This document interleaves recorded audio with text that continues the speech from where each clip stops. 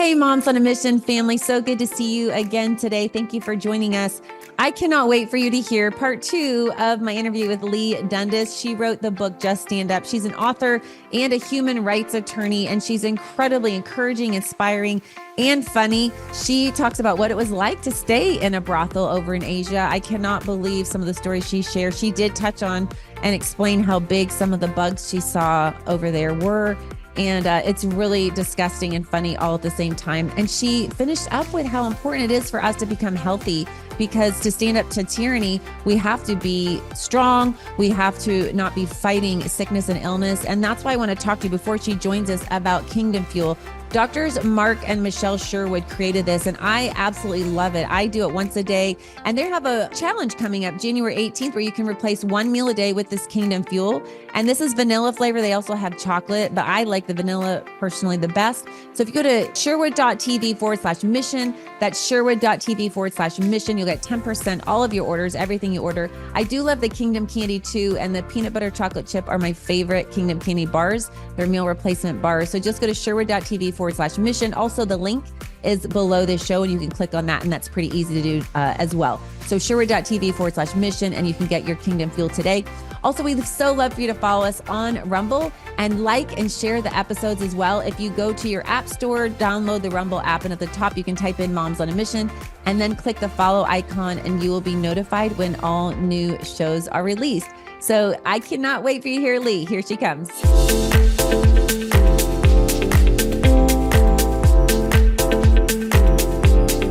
Hi, Leigh. Thank you so much for joining us again on the Moms on a Mission podcast for part 2 of your wonderful book, Just Stand Up, My Fight for Freedom from the Brothels of Asia to the Streets of America. Thank you so much for having me, Miriam. It's such a pleasure to be here. It's so fun talking to you. Yes, I was looking forward to this all day. Well, for those who haven't heard the first episode with Leigh, I would love for you to go back and listen to that. It's just the first half of the book, essentially, and really relates to what our country is going through right now. But the back portion of the book is incredibly fascinating. It talks about Leigh's experience over in Asia and in these brothels and fighting sex trafficking. And so in your book, I found this to be so fascinating. The first time that you focused on trying to fight sex trafficking, you were on an extended visit to Sydney. And so you reached out to all these non-government organizations, and you called them, and they, because you didn't have experience, they hung up on you. They didn't want anything to do with you. And I thought this quote was fascinating. You said, "I was really just a mom who truly had no experience and no skills in the arena, save a burning desire to help." My question for you is, what made you pursue this call to fight sex trafficking in light of what you had just said to yourself? You know, I'm a big believer that sometimes the best and biggest successes come from people who don't know that they shouldn't. I forget what the saying is, but you don't know what you don't know, but you also, you talk to these CEOs and they're like, well, if I'd known what was really involved, I probably would have been too scared to ever go do X, Y, or Z. And sometimes there's something to be said. I'm not a fan of Nike, but their slogan rocks, just do it. You just get off your buns and don't worry about the fact that you don't have it all buttoned up and thought through fully. And you don't necessarily have the education or the credentials, or you haven't researched it fully. It's like, sometimes you just got to grab your nose and dive into the deep end, and see how it goes. And, I'm not that way by nature. I tell you what I just said to you and your audience. I tell myself a fair bit because I am a very anal, perfectionistic.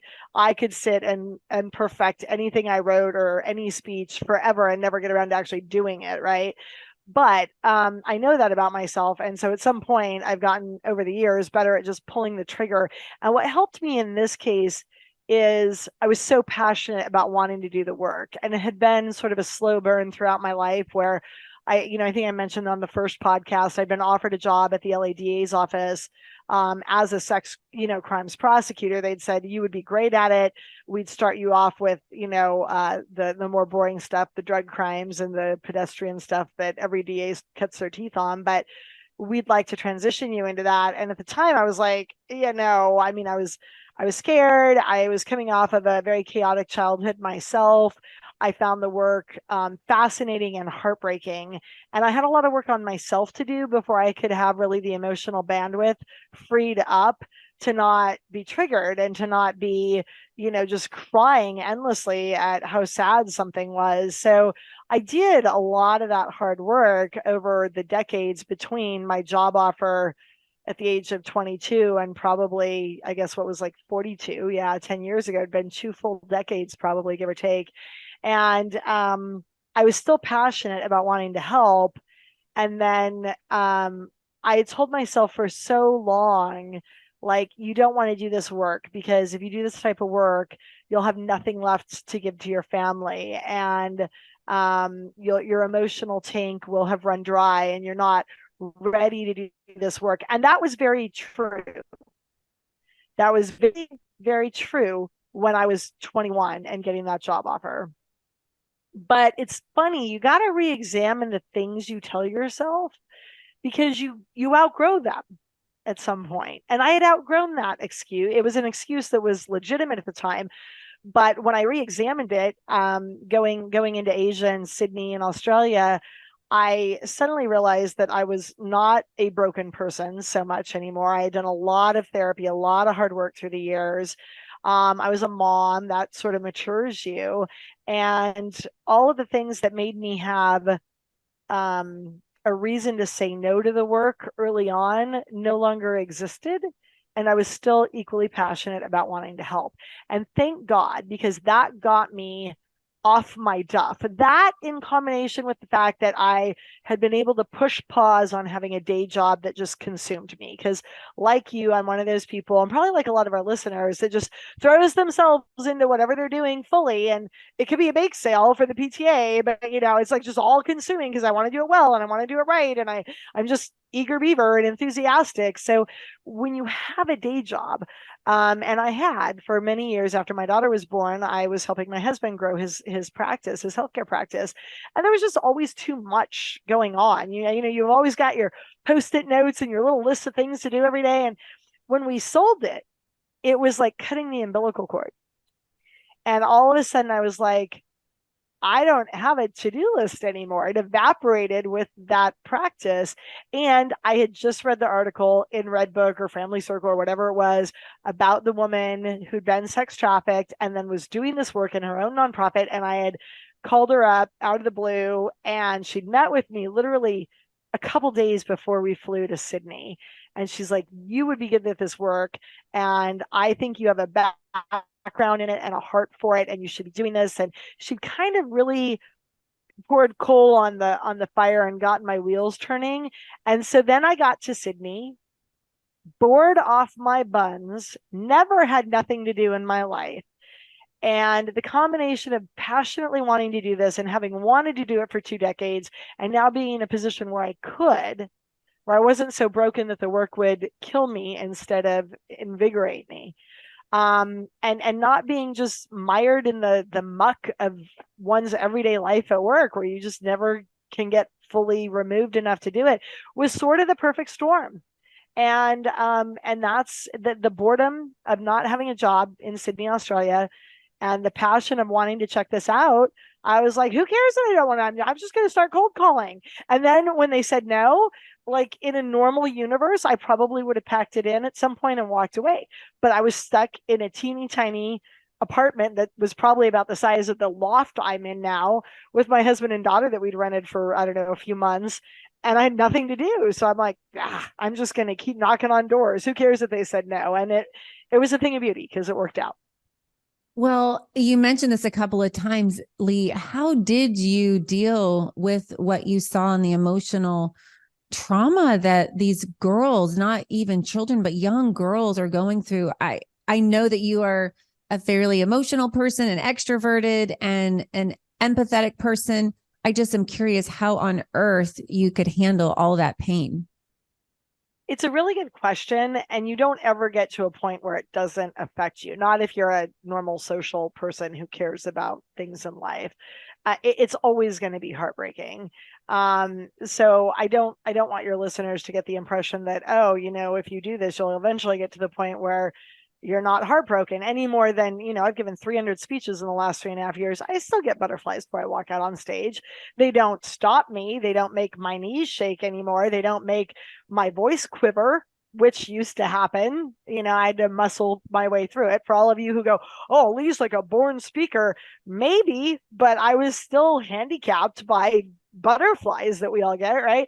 So you get to the point where you're not that handicapped, but you still get the little jolt, the adrenaline rush when you walk out there. Though, okay, and the same is true for doing the sex trafficking work. I mean, I've been doing it now for 10 years, sometimes more, sometimes less, but always doing a little bit of it.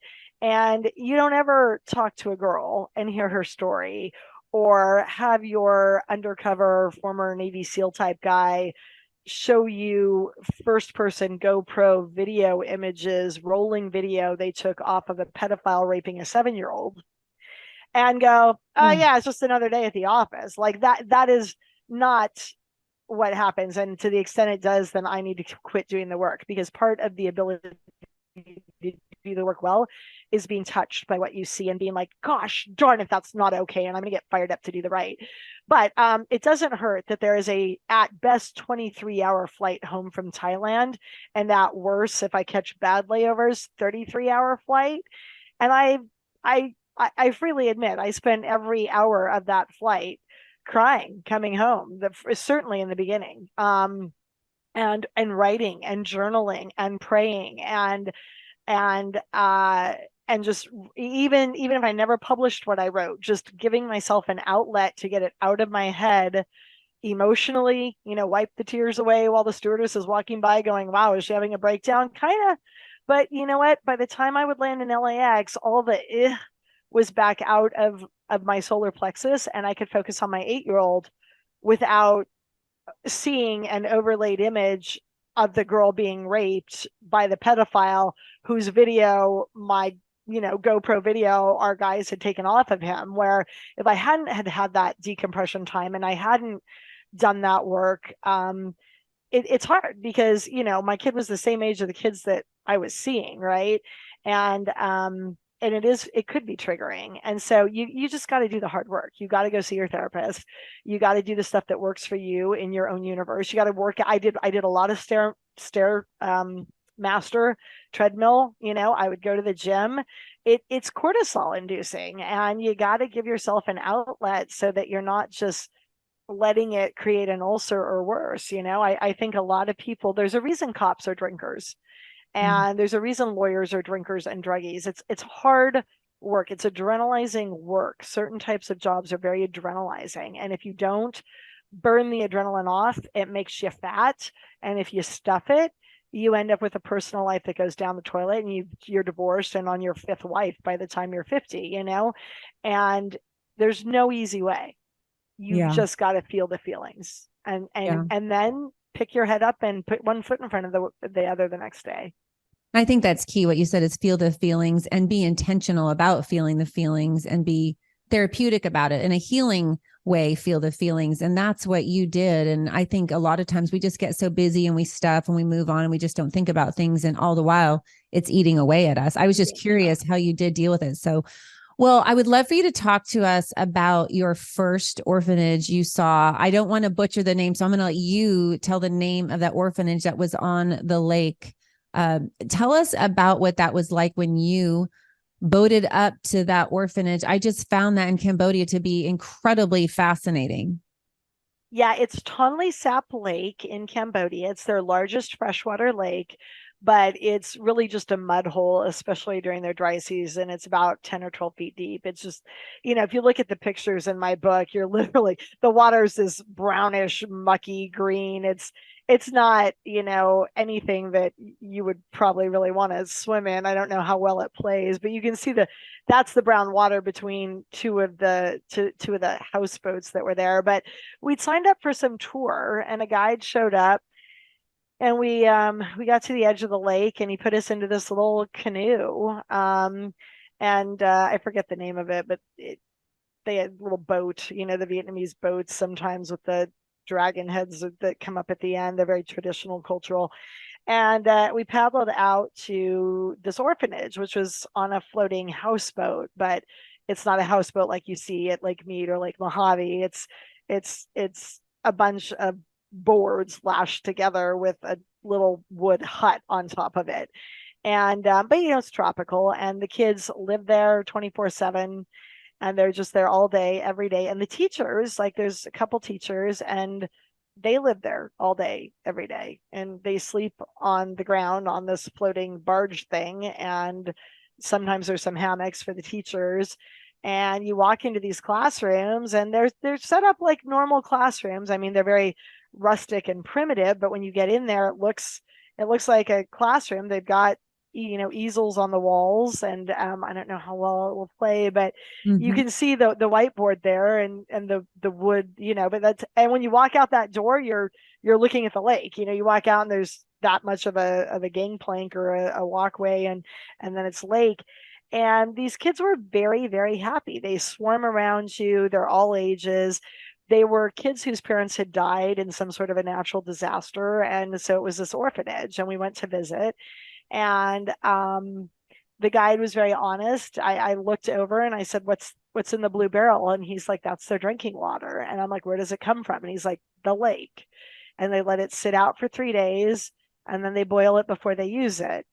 And they go to the bathroom in the lake. Like, there are no toilets really on this barge. Like, it's not like it's got an outhouse and it's containing the waste somewhere. It's just going back into the 12-foot deep lake. And they wash their clothes in the lake, and their fish that they eat comes out of the lake. And it's just a very different experience from most middle class Americans, or even not middle class Americans, right? And and we bought a bag of rice. I think it was $30 US dollars, and that bag of rice would feed the orphanage, the whole group of them, for a week. And it's very, I mean, you're just sitting there dumbstruck for a lot of it. I'm not somebody who's rendered speechless like ever. And my husband and daughter and I were just looking around like cat got your tongue style. My daughter eventually made friends with there was a little girl with pink hair dye. Another tourist had left some hair dye, so she had a little strand of pink in her hair, and made friends with the girl. And I think I told the story last time where I took a picture of my daughter and the little girl, which is in the book, and then I showed the girl with the pink hair, and she'd never seen a mirror. She'd never seen herself. She certainly didn't know what the new pink hair dye looked like that the last tourist had left. And she was so fascinated, I wanted to leave her a copy of the photo, but I couldn't, because they don't have mail service, and they don't have computers, and they don't have printers. And even if I printed it and tried to mail it from my hotel, they didn't have that, and they didn't have cell phones, so I couldn't text the image. I mean, it's just an incredibly different way of living. But they were very happy, and there was an honesty and a beauty in the simplicity of how they lived that really rubbed off on us. And when we came home, I walked into my 3,000 square foot house in Orange County, California, and Steve and I, my husband and I and daughter, looked around and we're like, what is all this stuff? And I am not a hoarder. Like, I came from Hungarians. They are gypsies. They are hoarders. I was like, I'm not having that. When I grow up, I'm going to have a clean desk, and I'm going to have clean countertops and very minimal tchotchkes. Notwithstanding the fact that I have a very minimalist house, I walked in and I'm like, what is all this stuff? I don't need any of it. None of it. I don't even need the house. Like, we could be living in a tent and perfectly happy with the 3 things of clothing in our suitcase that we've lived with for 4 to 6 months. So it very much reorients your priorities to see how other people live and how simply they live, and that they can make do as long as they have food and semi-clean water. It's all you need. It's all you Yeah, need. I went to Haiti when I was 13, and I went on a missions trip, and we bathed in the lake with the cattle. I was there just for 9 days, but it was life-changing. Yes. There was no electricity, and I think we had 2 meals a day. It was rice and beans, and we just Yep. ate very primitively. Yep. And I had the time of my life. I didn't want to go home. I cried when I left. And when Yep. I came home, my parents say that I was a massively different human being, that I helped with the dishes after dinner was over. I took them to the sink without being asked. I rinsed them off. And so I just know, for me as a 13-year-old, that was a life-changing moment to realize that not everybody lives in really this lap of luxury that we do. And I just thought, some of these stories, y'all, you have to get this book, Just Stand Up, because her stories, I told you last time, I was laughing and shaking. I was rereading a few things last night and I was just laughing and shaking. It was so funny because she talks about her daughter and how her daughter asked questions on the airplane very loudly for everybody to hear, and put Leigh in a very interesting predicament to explain what sex trafficking was. And so Yeah. my question to you is, how do you think that this has impacted your daughter at 8 years old? She was very sharp anyway, but I know in the book you talked about you weren't sure, like, oh, should I expose her to that or not? But all the kids now think socialism is great, and they've never been to these countries who have been dominated by socialism. And Yeah. I'm just wondering what your thoughts are about taking your daughter along and what parents can do to teach their kids about what's happening around the world. My thought is great question. Probably the single best question and topic we could be discussing, because the future of our planet hangs on the younger generations. It always does, right? I mean, that's nothing new to say that. Everybody realizes that instinctively. Like, we're the old guard. We're rotating out at some point. We need to be raising good humans. And you can lecture, and I'm not a big lecturer. I like to show, not tell. There's only so much showing you can do in the middle of Oklahoma or California or Florida, guys. Like, take your kids the place you think you shouldn't. I'm not saying go into the middle of a war. Like, don't go to Gaza right now. Okay. Yeah, like, don't die. But take your kids somewhere other than Grand Canyon and Disneyland and Grandma and Grandpa's house for Christmas. Like, they've been there, they've done that, they've seen that, and frankly, it's not going to rewire their world. What happened to you in Haiti? What happened to me as a 40-year-old going to these parts of Asia? What happened to my daughter at age 8? That's third grade. Is just a life lesson you cannot reproduce, no matter. You can send them to, outward bound and go out in the mountains and go kill a buck and go make a tent out of a freaking forest floor objects you find. It's not the same. It's not the same as going to another country, particularly a second or third world country where they're off the grid, they don't have running water, they don't have electricity. Your child will come home, if they're not blind and deaf, they will come home changed, because you suddenly realize that every single thing you touch and see and put in your mouth and in your body and on your body, and that you get inside of every day, your cars, your houses, are luxuries and they're not necessities. And there's no way to make that point short of taking your child there. And my daughter was a hugely changed person. I mean, we would come home to the hotels and cry at night. Like, the guide was like, oh yeah, the huts that have tin roofs, they were able to afford that, as you're rolling down, this dirt road in the middle of nowhere, Cambodia, avoiding water oxen, right? And like, chariot type vehicles, right? In your car or your tuk-tuk that they're biking you through, right? Like ancient Greece times. They're like, yeah, they could afford the tin roof over there because they sold their eldest daughter to the brothel. My husband, for whatever reason, that just hit him and didn't let go of him for like a week. Every time we saw a tin roof, he was in tears. Like look over, I'm all, oh my God, honey, did we pass another tin roof? Because his eyes were just red. He's like, I can't believe these families do that. Like, for a tin roof, or to go smoke some opium, like, and they do. And it's sad. And it's profoundly life-changing in a way that is incapable of description, indescribable unless you've been there. And I just think it's the best thing you could do with your kids. We had right before this happened, we'd had a guy come into my husband's office who was a CIA agent, and he had 8 children, a lot of kids. And he's like, yeah, I just took a year off and we traveled the world. Best thing I ever did. The 18-year-olds loved it and the 3-year-olds loved it. And I was like, that's a commitment with that many kids. Like, oh my gosh, but it planted a seed. I've never forgotten what he said. And if there's one thing and by the way, don't be waiting for the perfect moment, okay? Because you'll wait forever. And your job is never going to give you the time off. Go take a leave of absence. You're never going to have the money saved up for it. Don't worry about it, because guess what? When you're in a third world country, the rice and beans cost like 5 cents a day.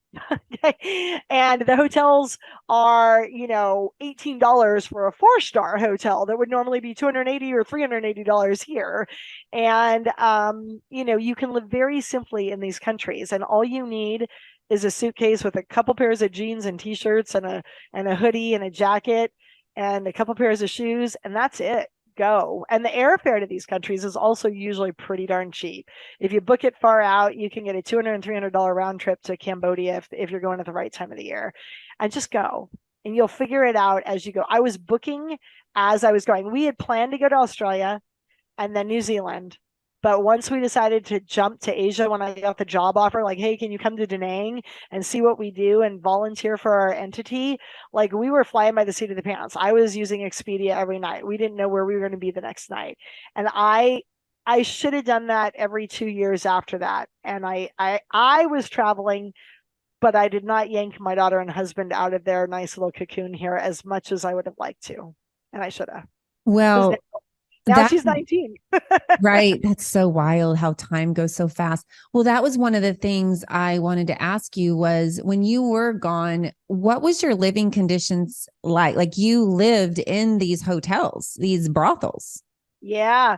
So in Sungai Kelak, the town that's way down on the Malaysia border, right where the two countries separate, there's a little river, the I think it's the Kelak River that runs through there, and there's 140 brothels in town, but they're really just motelly, hotelly places, and they're also hole in the walls with the roll up great gate thing and like a karaoke bar that's got 4 picnic tables and like plastic lawn chair, like the plastic chairs that you would put around your plastic table in the backyard, like that kind of thing. And in the back, they have pallets on the floor where the men do their deeds with the girls. But so if you're staying somewhere, you have to stay at one of the nicer brothels. But it's got a hotel name, but there's nothing but brothel activity going on.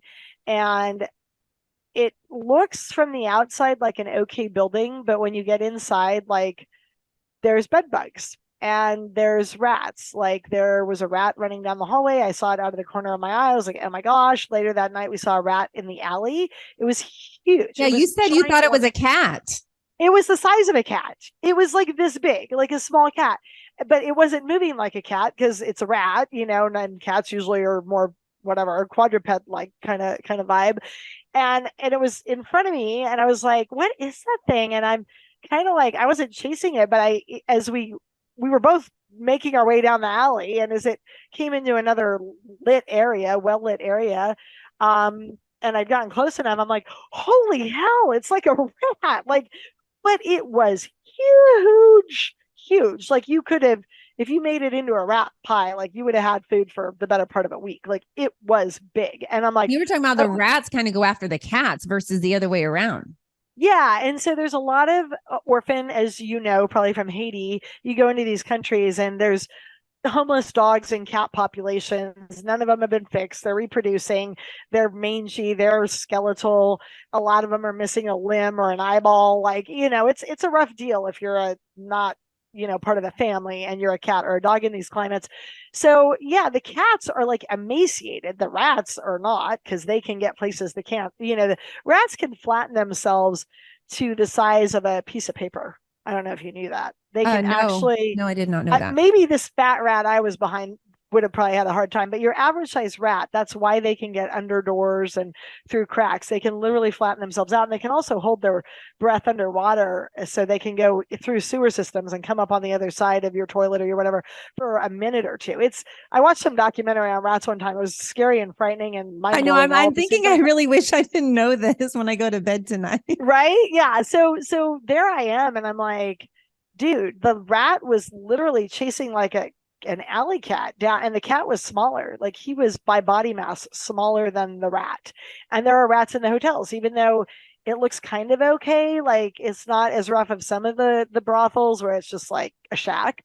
It's a hotel. It's got a bed, but they're big and they're running down the hallways and the corridors, and you're like, oh, are they going to be able to get into my room? And I think I wrote in one of the chapters about the standoff I had with a cockroach who was also ginormously inclined. I mean, this thing was the size of a baseball, and it was my first night in the brothel, and I was just going to get cleaned up and meet the pastor back down in the lobby. So I was just going to take a quick shower and meet him back down. And I'm so bad. You would think with the amount I travel now that I would look to see where the towel is before I get in the shower, but I'm just a seat of the pants kind of girl sometimes. So I always just hop in the shower and I'm like, oh, it's such a bummer that at this Marriott the towels are over there, and I'm slip sliding across the marble or the tile with my wet feet because I didn't think to take a towel with me. And this was no exception. I didn't have any really thought about the towels. And then I come to find out that there aren't towels, there are hand towels, and they're yay big. And at this point, I've seen the men standing with their arms like this against the threshold with like nothing but a teeny tiny towel around their waist that is the size of an oversized hand towel. And, one or two sex slaves in their armpit as we walked to our room. Me and the pastor walked to our rooms, and I'm like, oh, well, hell no, I'm not going to use that hand towel because I know exactly what the guys are using that hand towel for. So I was like, oh, I just can't use the towel. Like, no. Mm-mm. So then I'm like, there's a whole new roll of toilet paper. Praise God. So I start doing this to the toilet paper, and I'm like doing one of these. So it's like, making an oven mitt of toilet paper. And then I start, like towel drying myself with a freaking toilet paper.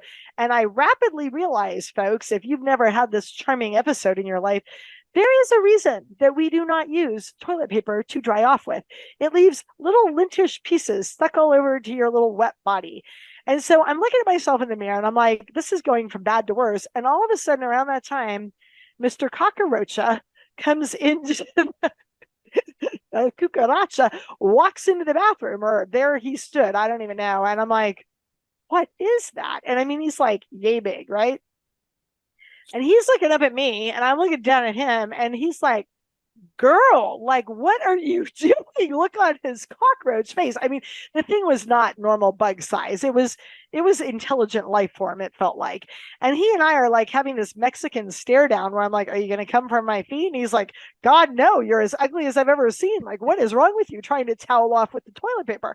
And so he and I have this like staring contest for the better part of a minute or two. And finally he just lumbers away, turns around and like rolls out of the bathroom to I don't know where. And I'm like, this is like more than I bargained for. Why did I want to do this work? And now I'm just late, right? Because I've had a staring contest with a cockroach who was laughing at me, and I've got little bits of toilet paper stuck all over my body. And now I need to get dressed and go meet the pastor so we can go do the work we came to do. And anyway, a couple of thoughts. If you're ever going to follow Leigh Dundas into the brothel town, pack your own hand towel that you can at least in a pinch towel off with.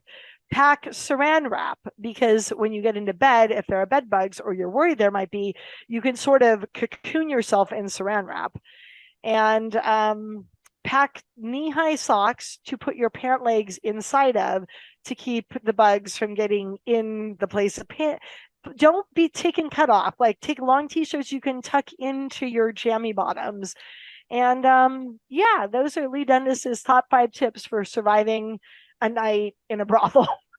That's so incredible. You make it sound so enticing and fun. I'm sure everybody's going to be like, yes, this is what I want. I just love, though. I love your heart, Leigh. I love that you love those girls more than you love your comfort. And that just really touches me. That's why I just adore you so much. And your book, Just Stand Up. I'm telling you all, you will thank us later if you buy this today. Just Stand Up, my fight for freedom from the brothels of Asia to the streets of America.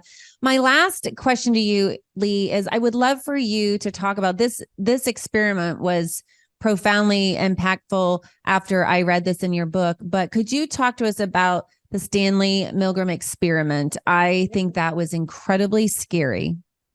So absolutely. And I shout about this every chance I get. So thanks for reminding me to shout about it today. I'm shocked I didn't think to mention it during our first interview, but I was 15, 16 years old, somewhere around there, in college, in a poli-sci class. political science class, and I had this amazing professor. I ended up taking about, I don't know, like 7 classes from him over the course of my collegiate career. His name was Professor Urquidi. And I walked in one day and we weren't talking about poli sci, which was odd because that quarter was when the Berlin Wall was coming down. Like there was a lot going on in the world, right? To talk about it in a political science history sort of oriented class. And he started talking about a professor by the name of Stanley Milgram, who worked at Yale University, psychology professor, worked at Yale University in the early 60s. And apparently this guy got a bee in his bonnet where he wanted to see if the Holocaust was the result of a bad guy named Hitler, or if it might have had something to do with the German populace being overly obedient to a bad guy named Hitler who had some bad ideas. And he decided to test his theory that maybe this wasn't just a one-off dictator taking over the world, that maybe the Holocaust takes 2 to tango, right? Maybe it had something to do as well with the obedience level of human beings. So he devised as a study, and he built it out when he was advertising for it. He told people it was going to be a memory experiment. So he ran ads in local newspapers around Yale University, and he was like, hey, if you're interested in being part of a memory experiment, come on into the campus on these days at this time. And he got all comers. I mean, he had auto mechanics in there, and he had accountants, and he had lawyers, and he had unemployed guys, and he had housewives, and he had students who were over the age of 18. He had retired old folk. I mean, it was a very nice cross section of America. And he told them, okay, you're going to be paired up with a friend, and he would give him a friend and say, it's me and Miriam. We're paired up together, and we sit down, and he gives them a list of words to memorize. And they're arbitrary words. They're just word pairs. Like, okay, when I say camel, Miriam's going to know to say light bulb. And, when I say calendar, she's going to know to say computer, whatever. It was the 60s, so probably not computer, but you get the idea. And there were, I don't know, 10 or 20 word pairs. And then when everybody had gotten done memorizing, he would split the dyad, the 2-person team, apart.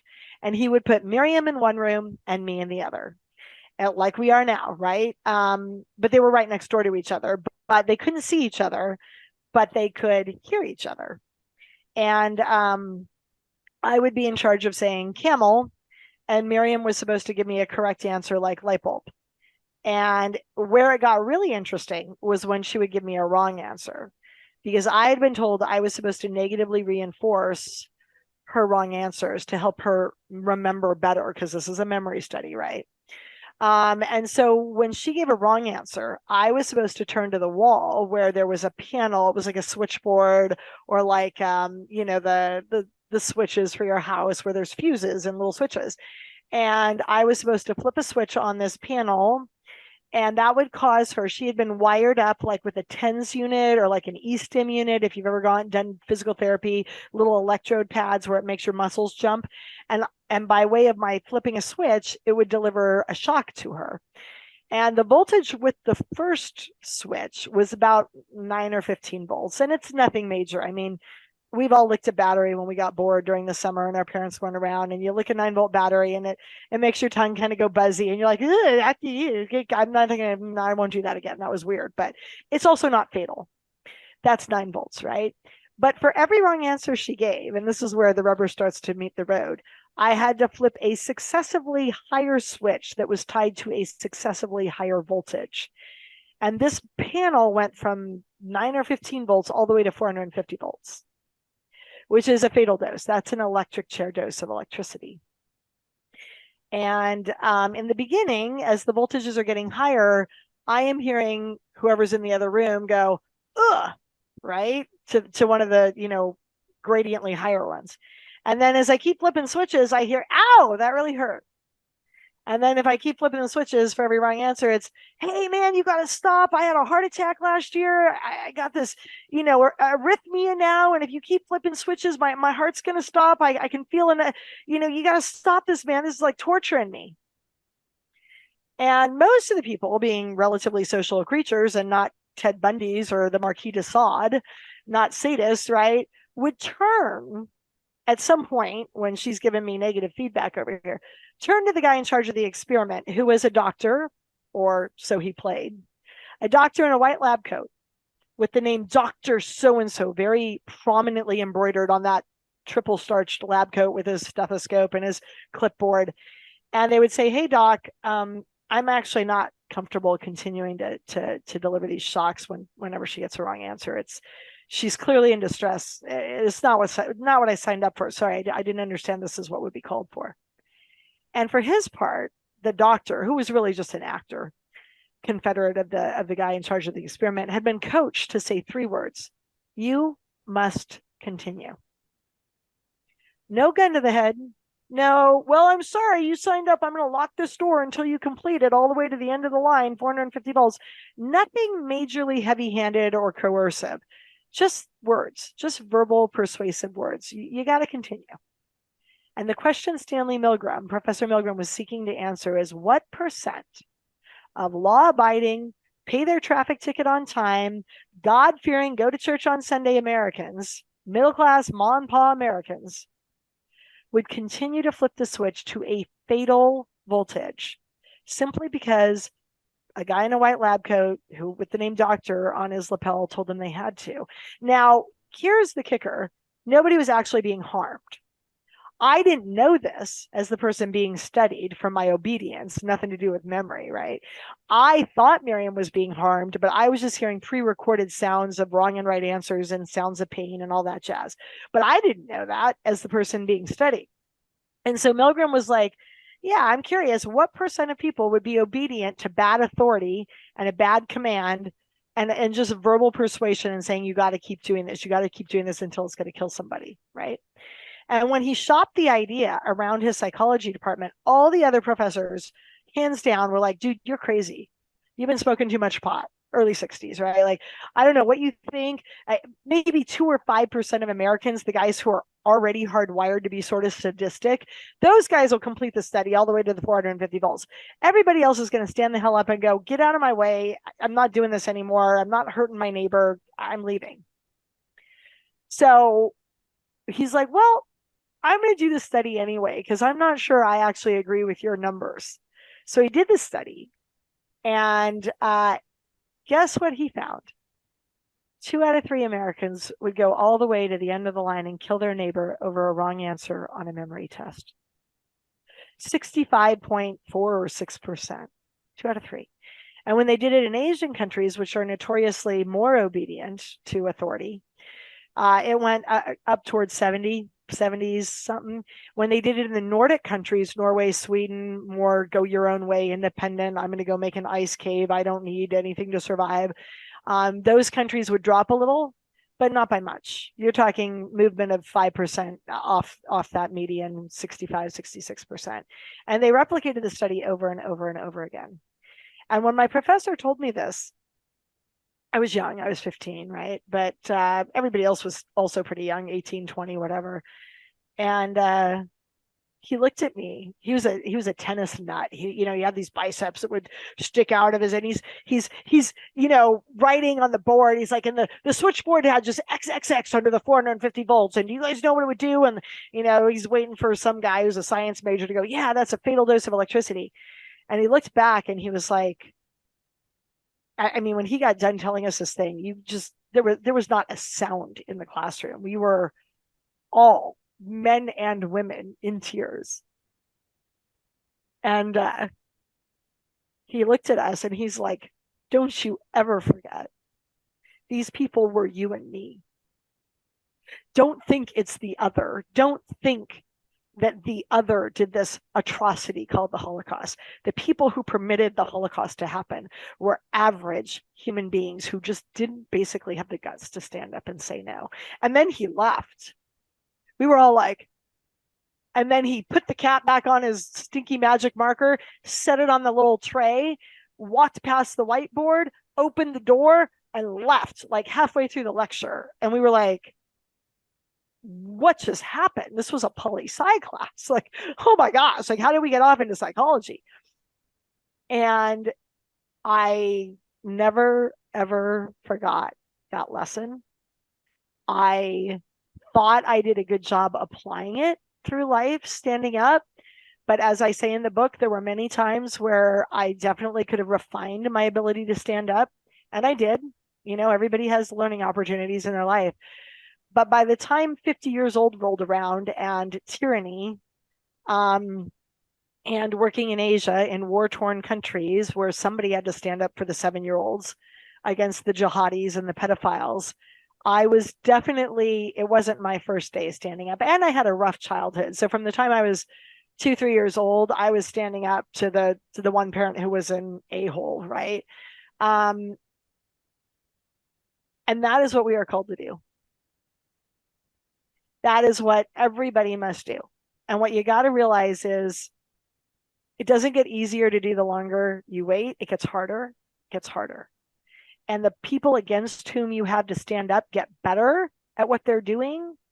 And so your fight will be harder the longer you prolong it. And you need to stand up all the time. You need to stand up to the banker who's telling you that your interest rate isn't what was advertised in the promo. You need to stand up to your kid's bad teacher who gave them a penalty they didn't deserve or marked them wrong on an answer on a test they didn't deserve. You need to stand up all the time to your husband, your mother, your child. You need to stand up for what is right. And when you do it, all the time, it becomes a habit. And that stands you in very good stead when Pol Pot comes to town, when Hitler comes to town, when today comes to town. You don't want to be learning how to stand up in a FEMA camp. And the beautiful thing about where we are right now is there's plenty of opportunities, hopefully before the FEMA camps, hopefully they never arrive, right? For us to be standing up against masks and mandates and whatever's and craziness. And I'm sure they're trying to come again with the white lung and the pneumonia and whatever. But you got to stand up. Did I ever talk to you about the Churchill quote, Miriam? Did I quote I Churchill don't the think first so time? last time. Mm-mm. Let me look it up real quick. It's a doozy, but it's only like 5 sentences. And here it is. It's called If You Will Not Fight. So Churchill said, and I get that the man had clay feet. A lot of our people have clay feet. Everybody has clay feet, guys. If you're looking for a perfect person or a perfect hero, you're never going to find it. But in the main, when he said this, he was spot on. He said, if you will not fight for right, when you can easily win without bloodshed, if you will not fight when your victory is sure and not too costly, you may come to the moment when you will have to fight with all the odds against you and only a precarious chance of survival. There may even be a worse case. You may have to fight when there is no hope of victory, because it is better to perish than to live as slaves. Fight your corner, guys. Fight your corner all the damn time. Fight your corner even when your voice is shaking and when your knees are shaking. Fight your corner when it makes you feel like crying. Fight your corner when you're not ready, when you haven't prepared to talk to your kid's teacher who was being unfair to them. Fight your corner when somebody sticks a microphone in your face as a reporter or a Clay Clark and you've never spoken on a stage before. You fight your corner because nobody but you can do it for you. And this is why we are here. This is what God is calling us to do right now. This is what our own moral compasses are calling us to do right now. And if you don't fight, there will come a point when you finally do fight and you're just fighting because it's better than just giving in. You don't want to wait that long. Our children deserve more. And here's the beautiful thing. If we all do it together, if you tell all your friends and family to go Google Stanley Milgram, if you buy my book, go buy 10. Go teach it in your podcast, in your home pod, your homeschooling, your whatever. Like I have teachers now, I never wrote it to be a history book. They're like, I'm teaching your book. We're doing like a whole 10 weeks thing on your book because there's more history in your book and there's more sociology and psychology in your book than all these different topics combined that I could find in an actual textbook. Like, I'm like, wow, okay, like that's great. But it never occurred to me before now to do it. But hey, it's been written and mothers are reading it and they're like, I'm reading it to my 8-year-old at night when we do a little bit of, fairy godmother, whatever, Goodnight Moon, and we do like a couple of pages out of your book because these are the stories that give people courage, and courage is contagious, and courage is what always beats back the enemy. And that's what we need to do. And if we do it together, we will win. We already are winning. That's we just great. need to do more of it. That's right. And I just want to share my screen real quick and just show you, if you go to leighdundas.com, this is where you want to purchase your book, because all the proceeds go to fight human trafficking, as well as fighting these ridiculous, god awful mandates and things of that nature. Yeah. So you'll want to go to leighdundas.com and you can click on the book icon here at the top and just stand up, and you can order it right there. Of course, it's on other platforms as well, like Amazon and things like that. But let's order it from leighdundas.com. And Leigh, how can they get in touch with you? You're on social media platforms. Folks can message you and get in touch with you there as well. I am.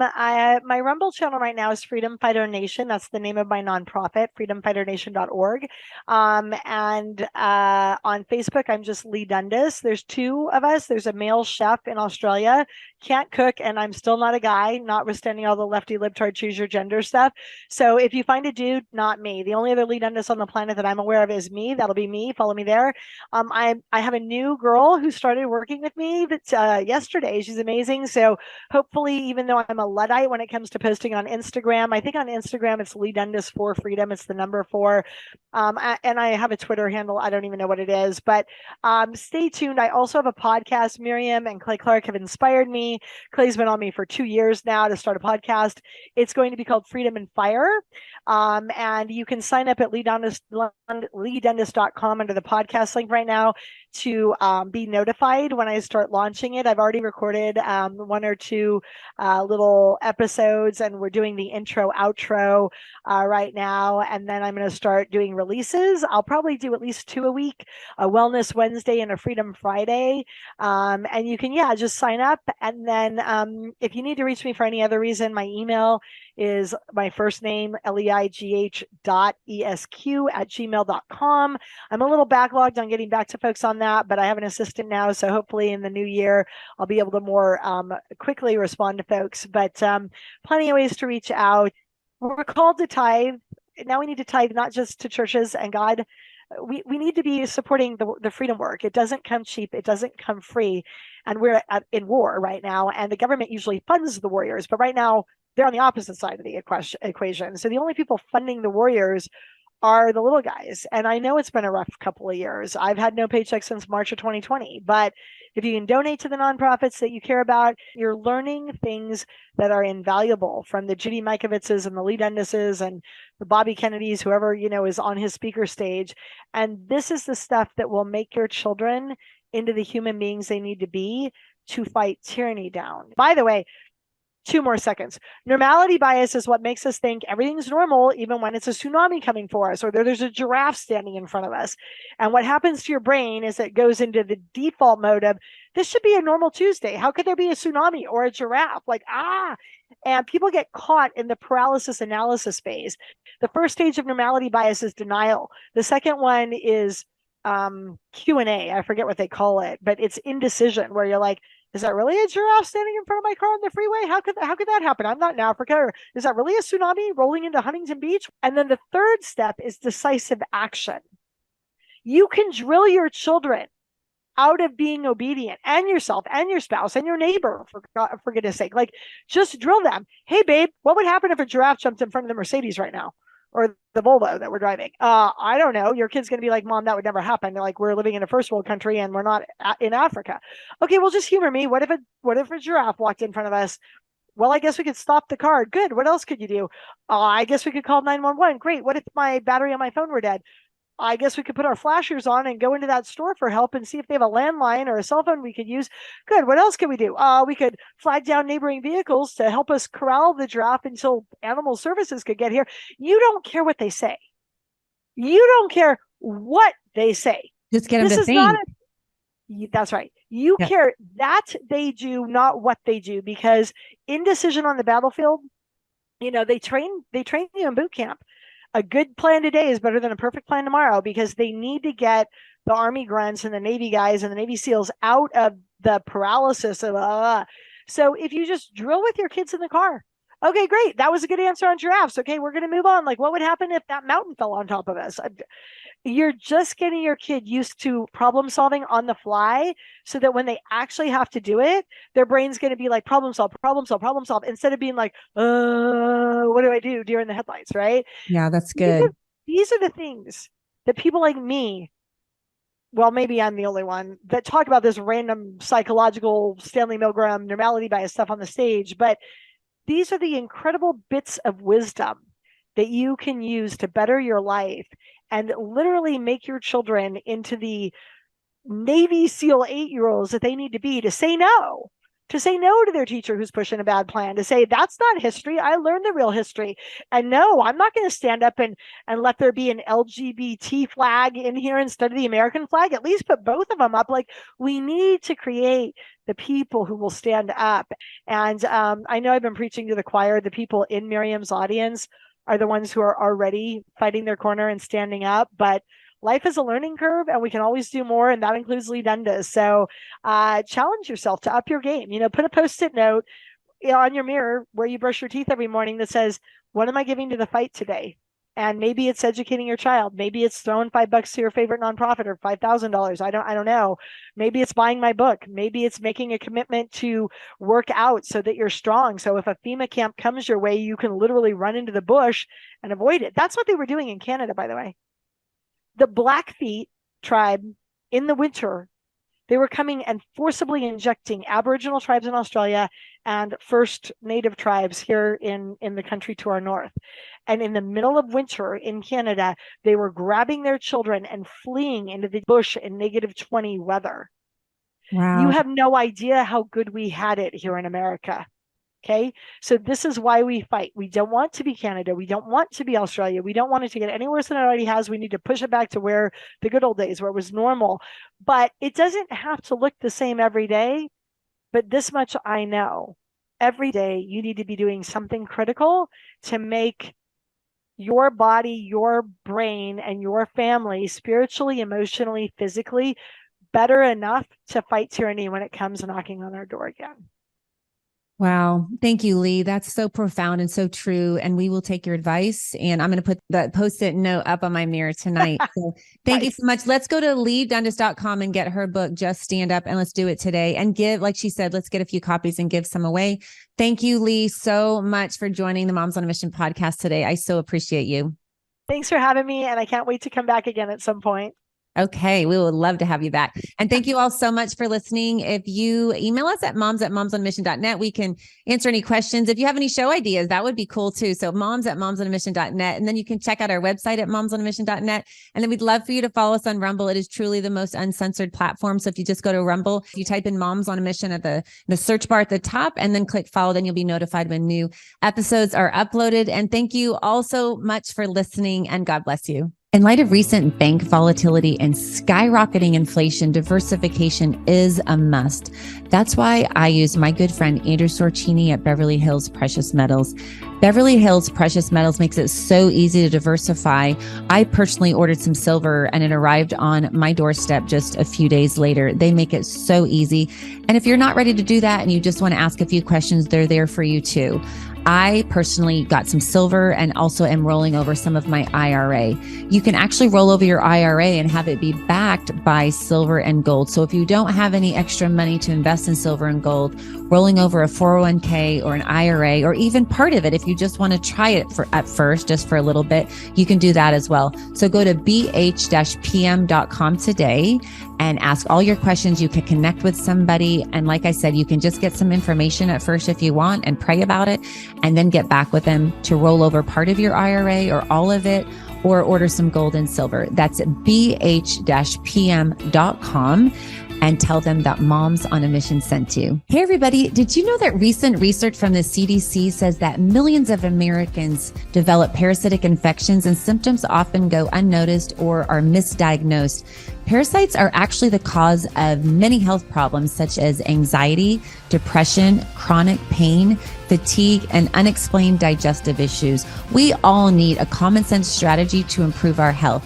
Moms on a Mission encourages you to reach out to our good friend, Dr. Jason Dean. Dr. Dean's Full Moon Protocol provides all natural detoxification and fights inflammation. And the supplements are made with 100% organic ingredients and are proven to kill parasites safely and effectively. I know after I took Full Moon Protocol, I had more energy. To order your Full Moon Protocol today, go to bravetv.store/mission to save $20 off your first order. That's bravetv.store/mission. According to leading sleep experts and sleephealth.org, over 50 million Americans struggle getting a good night's rest. That's why Moms on a Mission loves MyPillow. MyPillow makes amazing pillows, sheets, mattress toppers, robes, towels, literally almost everything you need for a good night's sleep. They also make dog beds for your dogs. So by going to mypillow.com, typing in the code MISSION, you not only receive a high quality product, but you're supporting Moms on a Mission and this podcast. If you like what you're hearing and you agree with it, you believe in it, and you want to support Moms on a Mission, then go to mypillow.com today and order some high quality products and just type in the code MISSION at checkout and you can save up to 66% off. That's mypillow.com, code MISSION. Since 2014, Organic Body Essentials has offered clean, simple, certified organic skincare. Our organic face-to-feet and federally compliant hemp and pet products are manufactured under USDA and FDA guidelines. Our products are inspired by God using plants He created. In Ezekiel 47:12, it says, "The fruit is for food and the leaves for healing." We believe in the power of God to heal, so we pray over our products and for our customers. Our therapy in a bottle approach has been widely received, and our customers' testimonials continue to inspire us. You can find us at organicbodyessentials.com and obe.organicbodyessentials.com. Please feel welcome to reach out with questions. Use coupon code MISSION at checkout for a discount. Thank you for your support by using MISSION at checkout to benefit Moms on a Mission and their quest to reestablish traditional values in our education system and empowerment for a healthy lifestyle.